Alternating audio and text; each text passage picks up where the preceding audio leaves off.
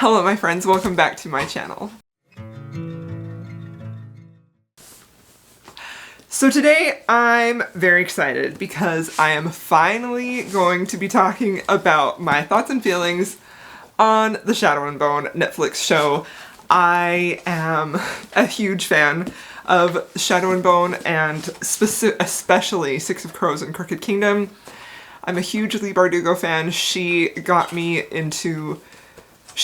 was the reason that I got out of a years-long reading slump. Her books, when I found these books in 2017, the Shadow and Bone series, and I devoured them and was just like my passion for reading had been reignited and I wanted to read everything that she had ever written. So naturally, then I went on to Six of Crows and Crooked Kingdom, and while I enjoyed the Shadow and Bone series, I ardently loved the Six of Crows duology, and this series is still in one of my top 10 favorite books of all time. I love and adore the series. I think it is one of the best fantasy books that I have ever read, and I would say this is probably the best fantasy YA book that I have ever read. I think the characterization is fantastic. I think the plotting is fantastic. I think they're so clever.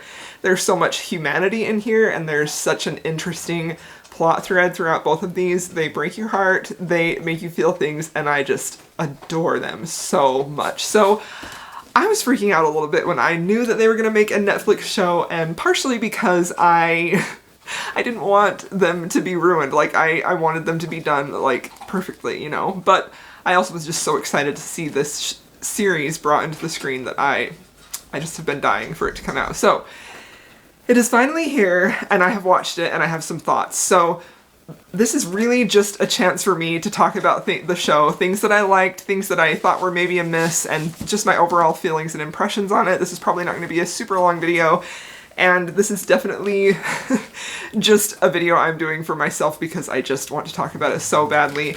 So as the show does, I will be talking about spoilers in the show, that happen in the show, and also spoilers that happen in both of these books. So I'm not going to be talking about any spoilers that happen in books further on in the series, so we won't talk about any spoilers in Crooked Kingdom or the remaining two in this trilogy. So if you have not read these books, or you haven't seen the show and you want to, probably don't watch this video because I'm going to have spoilers specifically about these. So, alright, let's get started. So, my overall first impressions for the show were honestly just like, I thought it was beautiful. I thought it was so beautifully well done. I really, really love the whole look of the show. I think that they captured that Eastern European vibe so well, where it really feels like you can feel the Russian mythology influence on Ravka, and the costumes, and the way that they talk, and the decor, like even the little palace, like it honestly, I feel like one of the few times when I have visualized it in my head, it was almost exactly how they did it on the screen, and I just loved it so much. I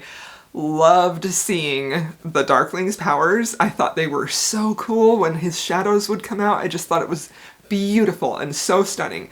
And the fold looked amazing. And I feel like the fold is kind of a hard thing to visualize as you're reading the books because it's not ever really explicitly described other than just as a big shadow. So seeing the fold with like how they did it was so satisfying because you could actually see where it began and where it ended and how it actually looked. And like, I know there's maps in the books that show you how it looks, but it still seemed like, how would something like that actually look in real life? And I felt like they captured that perfectly.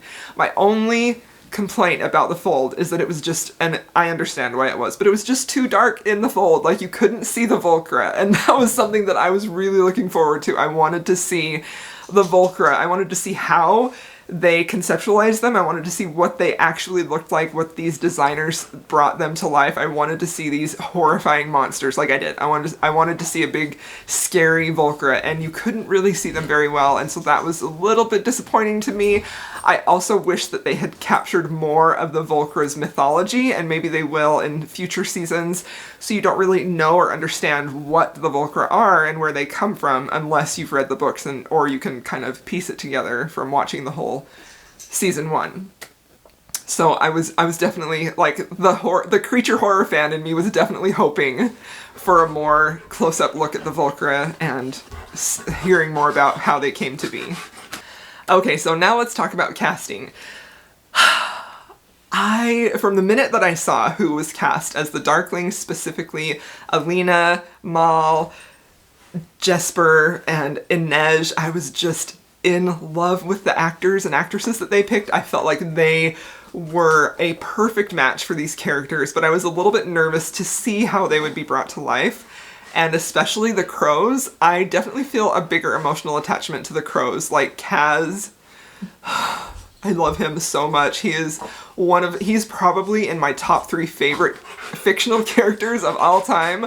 I love Kaz so much. I love his story. I love his ruthlessness. I think that he is just the most fantastic character. And I really love specifically his very few moments of vulnerability. And so I was really curious to see how they would be able to bring that to life. Like, how would the actor be able to bring that blend of ruthlessness and extreme cleverness, but also with that little bits of vulnerability. And I felt like he just was perfect at that. Like, those moments, specifically when he was worried about Inej or making sure that she would get her freedom, you saw that vulnerability of Kaz, and it was just beautiful. I do feel like maybe in the show they leaned into his vulnerability a little bit more than his ruthlessness, and I kind of would have loved to see that a bigger dichotomy there, so that you could see his extreme ruthlessness like he was in the books, and then when he was vulnerable in those moments, I felt like it would have been so much more powerful. But again, I understand that they only had so much time, and it's really hard to get that big of a range when you're telling 2 stories. So I loved Kaz's casting. I think the actor that portrayed him was fantastic, and I loved his performance. He was just perfection. His costume was perfect. His hair was perfect. He was Kaz, and I was so happy because I love Kaz so much. Inej also was perfect, and Inej, I feel like, captured, like, Inej has that too, where she has that little vulnerable quality which is a little bit more prominent in the books, where she lets that be seen a little bit more, but she is also just like this solid strength that, she's not necessarily ruthless at all, but she's definitely like this solid, strong character, and so I felt like she was portrayed perfectly. Jesper's actor was my favorite, other than Kaz. I mean, Kaz is the best. He was fantastic. But Jesper's actor, I felt like, was Jesper. He brought all of the quirks that we love about Jesper in the books, like how he gambles and has a gambling problem, but also how he uses humor to diffuse like serious situations, and that makes him just so lovable too. Like, the addition of Milo, the goat, and how attached that Jesper was to him was so fun, because it shows how like, in the books, I felt like Jesper was just like, almost like childlike. He had this real childlike fun quality of him that made you want to protect him and love him, but at the same time he is a fearsome warrior, especially with like his sharp shooting skills, and he is always able to do what needs to be done and not bat an eye about it. But I loved the addition of Milo. I felt like Milo was fantastic. Watching the ruthless, savage Kaz carry that little baby goat gave me something that I didn't even know that I needed. I loved it so very much. It was perfect. So my crows, those 3, were perfection. They were the highlight for me. I was definitely waiting for them to come on screen, and anytime that we were in like Ravka or the Fold without those crows, I was sort of like, but where's Kaz? Let's get the crows back. So I do think that it's interesting how they chose to have, like, to merge the crows' stories, their beginnings, with Shadow and Bone, and I was real curious to see how they would actually accomplish that. So in the beginning, when they said what the Crow's mission was, I was a little disappointed, because I really love the plot of Six of Crows. I love the heist. I love the Jurda Parem. I think that it is such a clever and just so smart and fun. I mean, not fun, because it's kind of dark. It's a little dark, but it was just such a clever plot thread, and I really, really hope that we get to see their actual heist and the storyline of Six of Crows on screen. Like, I would die for that. I would love that so freaking much. But also, let's talk about the rest of the cast. Let's talk about Nina and Matthias. So, I love those 2. I love them so very much. I know that, like, it's hard for me to pick. Is it Kaz and Inej, or is it Matthias and Nina? And I do think that I probably am a little closer on Kaz and Inej, just because Kaz, when he is a little bit soft, just like, I just love it so much. But one of my favorite parts in Six of Crows was Nina and Matthias's like origin story, like how they met one another and how they started to know each other. So I really loved that was given so much screen time in this, because I think that they gave it just the perfect amount of tension. Like almost everything that we loved in the book in that scene, or that I loved anyway, was brought to life and was given more screen time, and I just loved that so much. It was beautiful and it was perfect. And like Matthias's character, the actor that plays him, he was just so perfect. I don't even know how to describe it other than perfect. I'm going to say perfect when it comes to casting so much, because I feel like that is the thing that they completely nailed. Other than the look of the show, the look of the characters, and just the completely perfect casting of pretty much every character, how they were that character from the book, and I just loved it. But I think that Matthias was one of those that I felt was just really exceptional, because they really captured how he was such a righteous man, and he had this big sense of duty towards God and his people, and you could see the push and pull within him about, well, he kind of had feelings for Nina, or he started to like her, he started to feel kind towards her, but then he was also like, but she's a witch and I'm supposed to hate her, and it was just perfect. I love those two, and I loved what we got. And the ending, which you know is going to happen if you have read the book, you know how they end up separated and they have that animosity between them. It was still heartbreaking to see on the screen, just because they were so happy before. But also I love that they included Nina's waffles. That was perfection also. So let's talk about the casting of the Shadow and Bone crew. I feel like Alina was perfectly cast. I think that she was such a beautiful look to her. I love the diversity of her character. I really, really loved the way that she spoke. I just felt like she was Alina. How Alina, to me, has always been like a little bit of almost a background character, and when she was forced into the stage and the spotlight because of her power, she kind of rejected that a little bit and didn't really want to embrace that role. But when it was required of her, she stood up and defended her friends and her people, and I felt like the actress that played her was really, really perfect at that, and I just loved it. I felt like she was a great addition of who Alina could be in person. And Mal, who a lot of people didn't love in the book. I kind of liked Mal. I always did. I definitely was Team Darklina in the books. I really shipped the Darkling and Alina.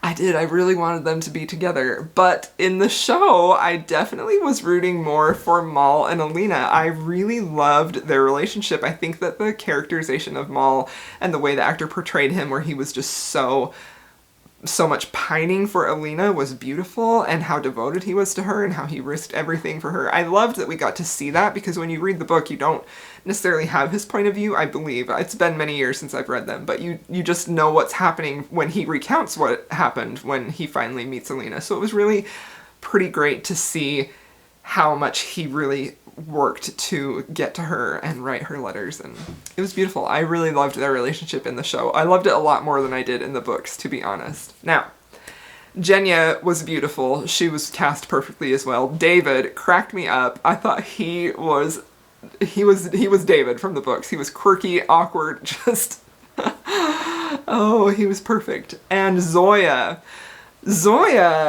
wow. Like, I wasn't sure if I was going to like her at first, because I kind of felt like she was leaning in a little bit too hard into the mean girl that she can be, like stereotypical mean girl. And while I do think they definitely highlighted more of the mean girl aspect of Zoya in the show, there were also some moments towards the end that really highlighted her vulnerability and her desire to do good overall, and I loved that. I think it set up really great for future books and how her story is going to progress, so I'm really interested to see how she progresses. Now, the Darkling. Could they have picked a better actor to play the Darkling? I really don't think so. He has that perfect mix of like gentility and really like chivalry, like that old-fashioned vibe of just a man of honor, and I loved that vibe so much. But I also loved how he was so quick to flip to the ruthless side of the Darkling. But I'm going to talk about that later, how I didn't necessarily always love that. But I think that the actor that portrayed him, I liked that he was a little bit older in appearance, and I know he is actually older than Alina in real life. I think maybe 10 years, could be more, I'm not sure. But I think that the look of the two of those characters, you know, side by side, and seeing the real dichotomy of how young and vulnerable and naive that Alina was, contrasted with the great age and knowledge and savagery and cunning of the Darkling, was really very interesting, and I would have loved to have seen just a little bit more of that. Before she went from just full on like, okay, Maul is forgotten, to now she's gonna hook up with the Darkling, you know? So, alright, so now let's talk about a few of the complaints that I had, and I really honestly feel like the biggest complaint that I have about this show, and I feel like where it really was a miss for me, and if I have to rate this show at like 5 out of 5 stars, I would probably, this is what pushes it to a 4 out of 5 for me, although I still dearly loved it. But something that I really love about Shadow and Bone, and very much about the Darkling's character specifically, is how well he is written to not be black or white. Like, he is not in the books, he's not a stereotypical villain. He has so many shades of gray, and he really, really does she does a great job of getting you on board with the Darkling's cause in the book, and I loved, like, the very subtle morality that he had, where he really believed that he was doing something good, or that it was for the greater good, and he was willing to pay the price to whatever it costs to have that done. I feel like when we read, especially I think in YA, but it can definitely happen in adult fantasy too, and I know that it does for sure.